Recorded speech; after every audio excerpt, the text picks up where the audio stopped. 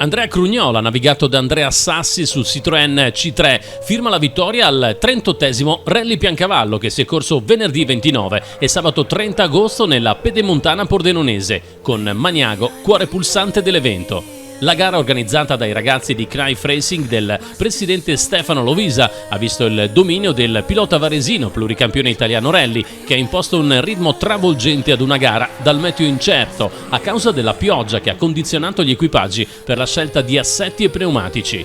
Seconda piazza per il toscano pluricampione italiano Paolo Andreucci assieme a Silvia Gallotti su Skoda Fabia. Completano il podio Corrado Pinzano e Mauro Turati, anche loro su Skoda. Ottima prestazione per Matteo Bearzi e Gianina Chialina sulla Skoda, settimi assoluti e primi del Friuli Venezia Giulia.